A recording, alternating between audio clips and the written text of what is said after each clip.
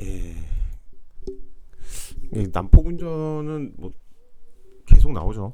예, 보통 이제 난폭 운전 많이 보시는 게 TV나 뉴스나 이제 많이 보시는 게 보통 일명 칼치기죠. 칼치기. 그리고 많이 하는 게 그 앞에 가서 갑자기 브레이크 밟는 거. 그 요즘 블랙박스가 다 돼 있잖아요. 여러분들이 난폭 운전을 하면 당연히 난폭 운전인지 아닌지 확인할 수 있는 게 뒤에서 블랙박스로 녹화돼 있는데 녹화를 하고 있는데 앞에서 브레이크를 밟으면 브레이크 등이 들어오잖아요. 예, 확인이 바로 됩니다. 본인은 뭐 다른 이유 때문에 했다 뭐 이런 경우들이 있는데 그 다른 식으로 뭐 차 사고하고 인간관계까지는 뭐 둘째 치고 난폭 운전이든지 보복 운전이든지 이런 거는 요즘엔 거의 확인이 돼서 만약에 혹시나 상대방하고 그런 부분 때문에 언쟁이 생기면 뭐 그때 당시에 그런 걔까지 갔다고 하면은 뭐 당연히 기분이 나쁜 상태니까 쉽게 해결하기는 어렵긴 하겠지만 그래도 최대한 원만하게 해결하시는 게 나아요. 자료는 항상 다 남아있기 때문에 뭐 만약에 진짜 앞에서 급정거를 해서 어쩔 수 없이 급정거를 하는 상황이었다 그러면 모르겠죠. 예. 그건 거 모르겠는데 그게 아닌 이상은 대부분 자료상으로 확인이 되니까요. 예. 혹시나 상대방하고 시비가 붙어서 운전하면서 시비가 많이 생기죠. 예. 자기는 조심히 잘 가고 있는데 갑자기 옆에서 끼어들어가지고 진짜 사고가 날 뻔했다. 그럼 화나죠. 예. 화나는 건 맞는데 그렇다고 하더라도 조금 유하게 한 번 더 생각해 보시고 그러시면 좋을 것 같습니다. 신호 또는 지시 위반, 뭐 중앙선 침범, 속도 위반 다 그러겠죠. 진로 변경 금지 위반, 급제동 금지 위반, 정당한 사유 없이 없는 소음 발생, 크락션 오르는 거 많죠. 빵빵빵거리고 저 가끔 그러긴 하는데 저는 정당한 사유가 있다고 생각을 하는데 아닌 경우도 분명히 있을 거예요. 예. 예. 저도 자제를 해야죠. 가끔 이제 화가 나서 누른 경우도 있어요. 저도 난폭 운전을 가끔 하는 것 같아요. 고속도로 등의 횡단, 유턴, 후진 당연히 안 되겠죠. 역주행하시는 분들이 있죠. 음주운전으로 역주행하시는 분들도 있어요. 예, 판단이 안 되는 거죠. 어느 쪽인지 그런 경우 가끔 있습니다.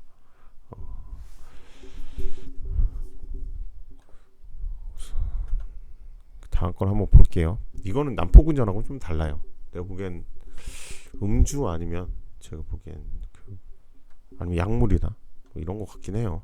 제 정상적인 사고 방식에서는 이렇게 운전을 할 수는 없는데 한번 보시죠.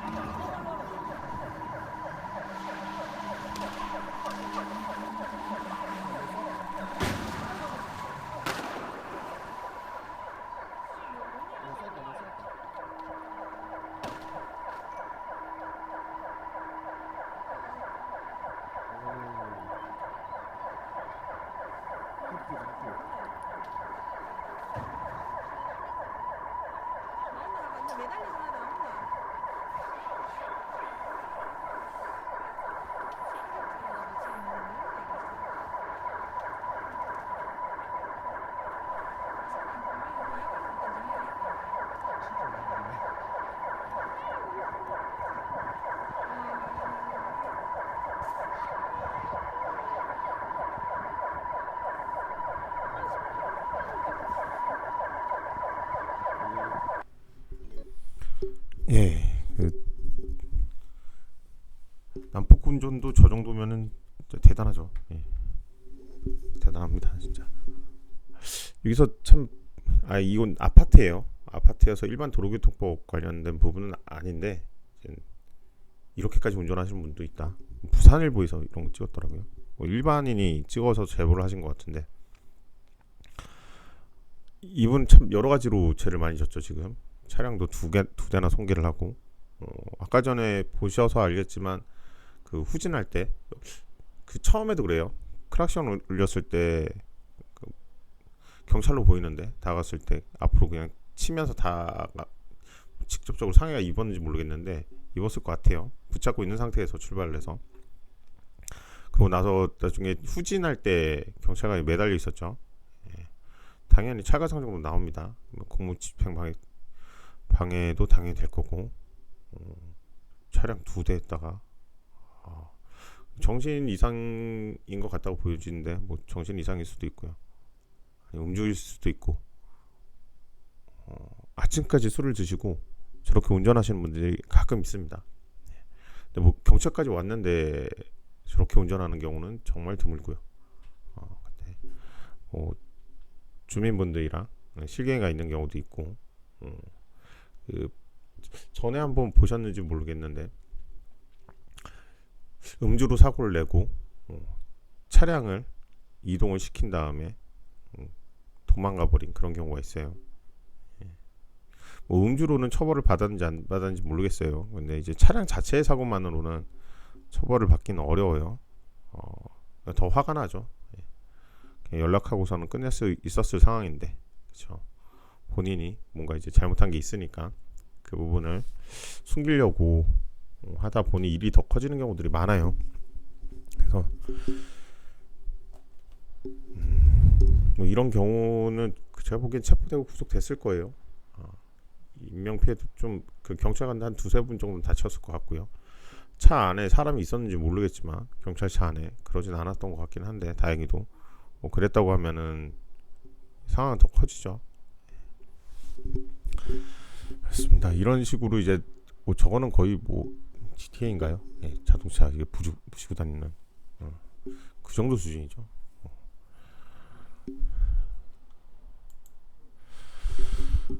그리고 뭐 도주 관련해서 간단하게 하나 말씀드리면 얼마 전에 있었죠. 그 아파트에서 애를 하고 사고가 났는데 동네 주민이란 이유만으로 그냥 애만 집에 들여보내고 끝낸 적 있어요. 인적사항을 제공을 안 했어요. 예. 내가 누군지를 확실하게 정리를 해줘야 돼요.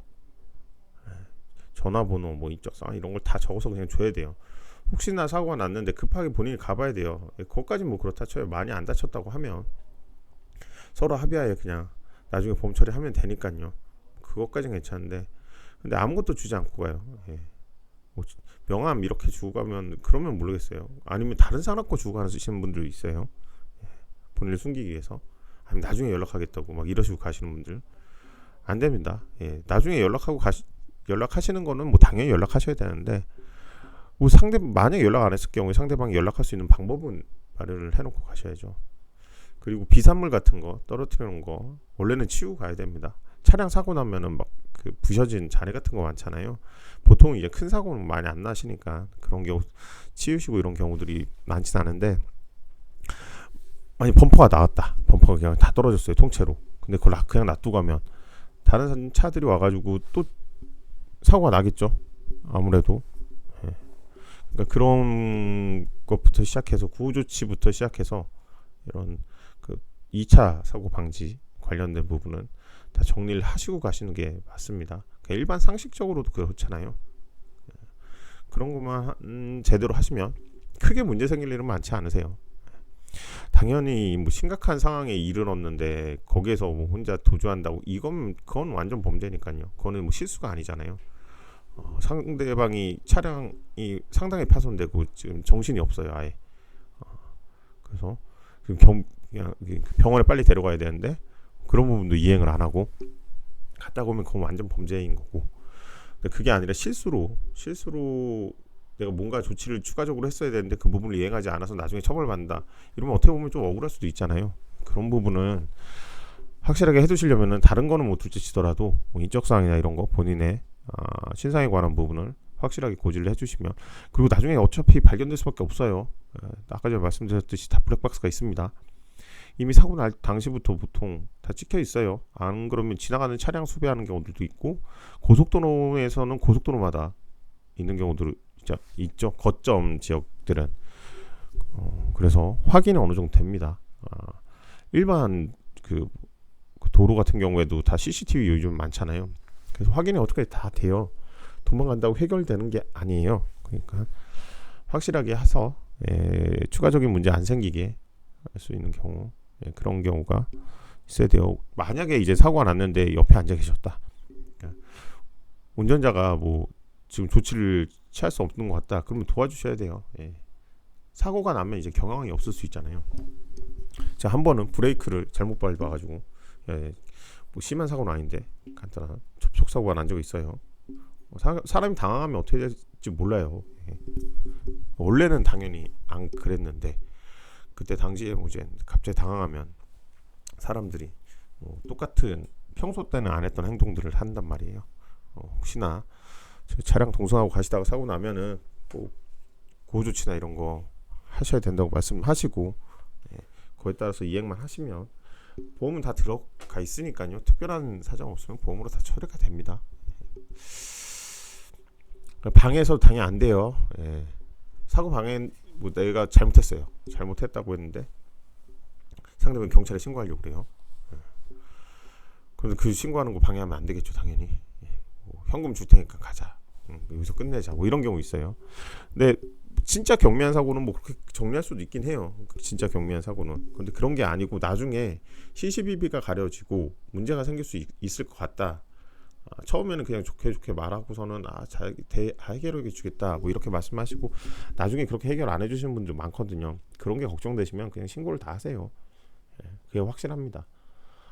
처음에는 뭐 10만 원만 주세요. 그러면 뭐 그냥 넘어가 드릴게요. 뭐 이런 경우 있어요. 고의로 사고 내시는 분들도 생각보다 많아요. 보험 사기 많이 뭐 보시죠. 그 친구들끼리 많이 하십니다. 지인들끼리 서로 쌍방 사고 내고 위자료 청구하고 뭐 이런 식으로 해서 얼마 전에 끝난 사건은 한 6, 70건 정도 했어요. 그런 식으로 액수가 크진 않죠. 당연히 뭐 엄청 큰 건 아닌데 피해액은 좀 돼요. 그러니까 본인이 가져간 수익, 그러니까 이득을 취한 거는 그렇게 크진 않아요. 차량 수리비 때문에 액수가 이제 커지는 거예요. 그래서 실형으로 2년이 나왔어요. 다 거기 있는 사람 다 아는 사람들이에요. 다 친구들이고. 오늘은 내가 해줄게, 다음엔 너가 하자. 뭐 이런 식이에요. 혹시나 뭐 이게 돈이 돼요. 돈이 되긴 하죠. 갑자기 뭐 100만 원 생기고 이러니까. 그런데 그 100만 원 생기고서는 본인은 그거 나중에 손해배상으로 다 갚아야 되고, 그리고 차량 수리비한 그것도 원래는 없었어야 되는 거잖아요. 차량 수리비 그것도 피해예요. 사기로 인한 피해. 그것도 다 배상을 해야 돼요. 보험사에.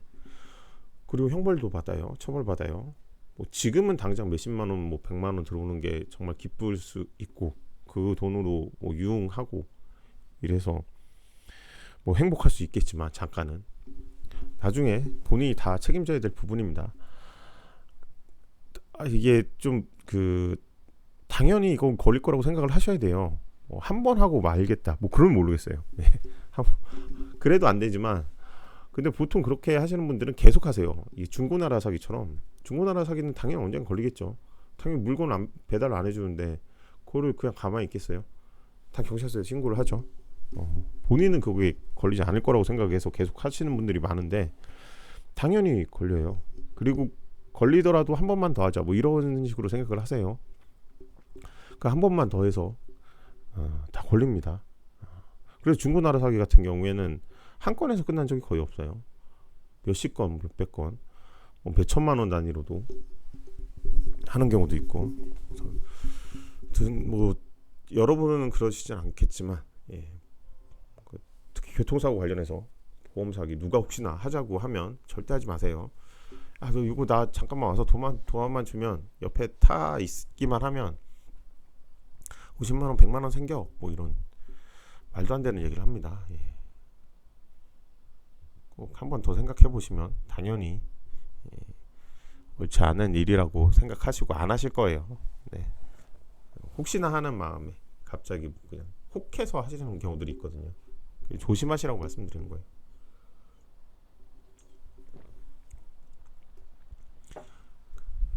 그리고 운전면허 뭐 결격서가 있어요. 이거는 그냥 보시면 아시겠죠. 예, 그러니까 운전 자체를 했을 때 사고의 위험성이 현저한 사람들이잖아요. 뭐 앞을 보지 못하는 사람 당연히 안 되겠죠. 앞을 뭐 나중에 자율주행이 완벽하게 돼서 이렇게 뭐 신체가 좀 장애가 있으신 분들도 다 운전할 수 있는 상황이 오면 좋겠지만 지금 현재 상황에서는 아직 그런 경우는 아니니까 한쪽 눈만 보지 못하는 사람의 경우에는 일종 운전면허, 특수면허만 결격에 해당돼요. 예. 듣지 못하는 사람, 예. 뭐 당연히 주변에서 무슨 사고가 일어날지 그 소리도 되게 민감하잖아요. 그래서 클락션을 울려주는 거잖아요. 당연히 위험을 알리기 위해서. 예. 듣지 못하는 사람도 일종 운전면허, 대형 특수면허 이런 거 안 돼요. 예. 교통상의 위험과 장애를 일으킬 수 있는 정신질환자. 아까 전에 그런 사람이죠. 예. 당연히 안 되겠죠. 이건 취소가 될 거예요. 좀 면허. 다시 못 할 가능성이 높아요. 양쪽 팔꿈치 관절 이상을 잃은 사람이나 양쪽 팔을 전혀 쓸 수 없는 사람.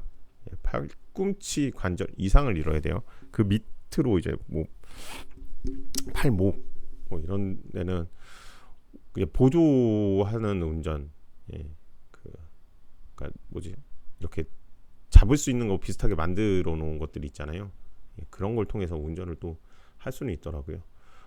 장애가 있으셔도 운전상에 안전상에 크게 문제만 없으면은 운전은 또 장애 있으신 분들이 대중교통 타기가 어려운 경우들이 많잖아요. 그래서 어느 정도까지는 허용을 하는 거라고 생각하시면 될 것 같아요.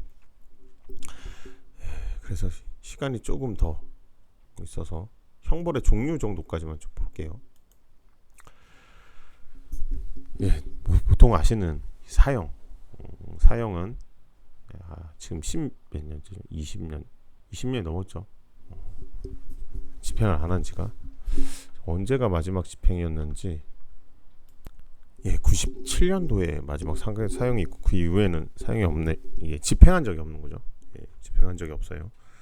그래서 사실상 사형제도 폐지국이라고 많이들 말하죠. 뭐 이게 사람마다 달라서 뭐 사형을 집행을 해야 된다 안 해야 된다 전 모르겠어요. 잘 집행을 하는 게 맞는 것 같기도 하고. 네. 뭐 가장 우려하는 게 5판이죠. 5판. 예. 오심이 있었을 경우에 회복할 수 없으니까요. 그래서 딜레마예요. 예. 뭐 여러분들은 어느 쪽으로 가도 뭐 이게 틀렸다 이럴 수는 없을 것 같아요. 네. 그 97년도면 여러분들이 아직 태어나지 않았을 때 같은데 그때 뭐 여의도 차량 돌진 사고 뭐 이런 분이라고 하긴 그러네요. 아무튼 그런 사람들이 사형이 집행이 됐더라고요. 그러니까 자동차로 그냥 여의도 광장, 지금은 다 녹지대로 이렇게 해가지고 다 있지만 그때는 그냥 광장이었죠. 그 아스팔트 거길 돌진해서 상당히 많은 피해를 입은 그때 그 범죄자들까지 사형이 집행이 됐었네요. 징역, 여기까지 뭐 제가 계속 말씀드리는 징역이죠. 실형을 받았다 뭐 이러면 보통 이제 교도소에서 확정되기 전까지 구치소에 있어요. 구치소. 그다음에 근고, 자격 상실, 자격 정지, 벌금, 구류, 과료, 몰수. 이 순서대로입니다. 근고는 정역을 안 해요. 그러니까 노역을 안 해요. 일을 안 해요. 그냥 갇혀만 있는 거예요. 자격 상실은 자격 정지, 자격 상실 뭐 이런 게 보통 선거권, 피선거권 이런 거 있잖아요. 공직과 관련된 그런 뭔가 행사할 수 있는 권리나 의무를 박탈당하는 거예요. 근고가 가장 많이 나오는 거는 교통법 위반 뭐 이런 거하고 교통사고에서 있는 경우가 과실치상 이런 경우에는 근고형을 선고하는 경우들이 종종 있어요. 뭐 벌금은 여러분들이 다 아시는 거고, 구류 잠깐 가둬놓는 거예요. 예, 과료, 몰수, 과료도 비슷하다고 보시면 되고, 몰수는 그냥 뺏는 거죠. 압수물을 가져간다고 생각하시면 돼요. 많이 하는 게 필로폰 같은 거죠. 네, 다 나가서 다시 사용하면 안 되잖아요. 그래서 몰수를 해놓는 거예요. 당연하죠. 이렇게 형태로 있다.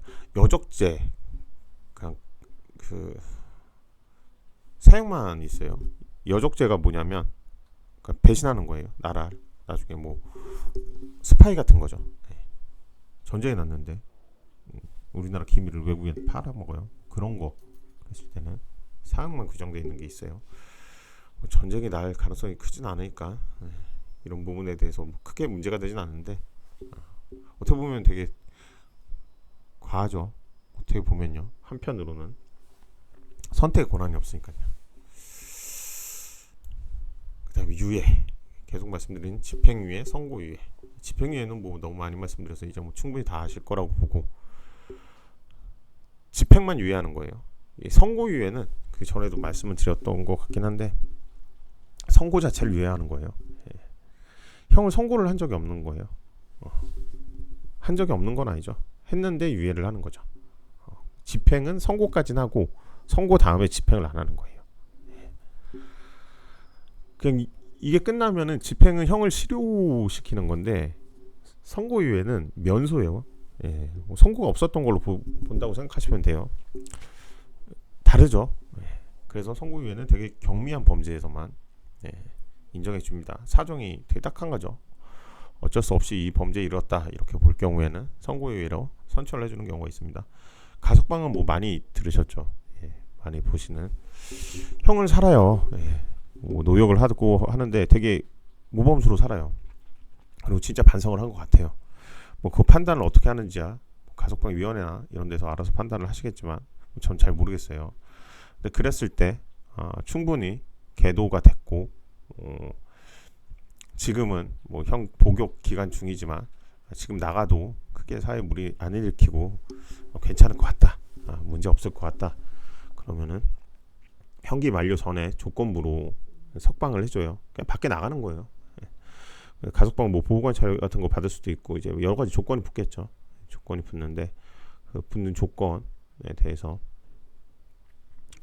잘 지키면은 그냥 끝나면은 형을 다 산 거랑 다름없어요. 근데 가석방 기간 중에 이제 뭐 또 죄를 저지르거나 아니면 위반 사항이 생기고 뭐 그러면 가석방이 취소가 되고 다시 복역을 하러 들어가야 됩니다. 그런 차이라고 생각하시면 돼요. 뭐 형법까지 원래 할 생각이 있었던 건 아닌데 주저리 하다가, 아니면 아예 많이 했었어야 되는데 좀 애매하게 됐네요. 상해 폭행까지 넘어가기는 좀 어려운 것 같아서 전 여기까지 볼게요. 집행유예, 선고유예, 가석방이 차이는 아시겠죠? 그 제가 계속 말씀드렸던 것 중에 기소유예가 있었죠. 그거는 검찰 단계예요. 집행유예, 선고유예, 가석방은 이거는 좀 선고 이후의 문제라고 생각하시면 되죠. 법원의 절차라고 생각하시면 돼요. 가석방 같은 경우에 실질적으로 법원보다는 이제 그 교정본부의 역할이라고 볼 수 있겠지만, 아무튼 지금 상황에서는 이 세 군데 빼고 기소유예는 검찰에서 기소 자체를 안 한 거예요. 그러니까 범죄가 되는지 여부를 판단 자체를 안 하겠죠. 그래서 기소유예 때문에 문제가 생긴 게, 예전에 헌법소원이 있다고 말씀드렸어요. 나는 무죄라고 생각하는데 기소유예를 하면은 무죄가 아니라 유죄로 보고서는 기소만 안 하는 것 뿐이거든요. 차이가 있죠. 그래서 그 부분에 대해서는 기소유예는 그 전 단계다. 그러니까 검찰로에서 법원으로 기소되기 전 단계자, 그 단계에서 아예 유예를 시켜주는 거다. 거기까지 생각하시고 강의는 여기까지 할게요.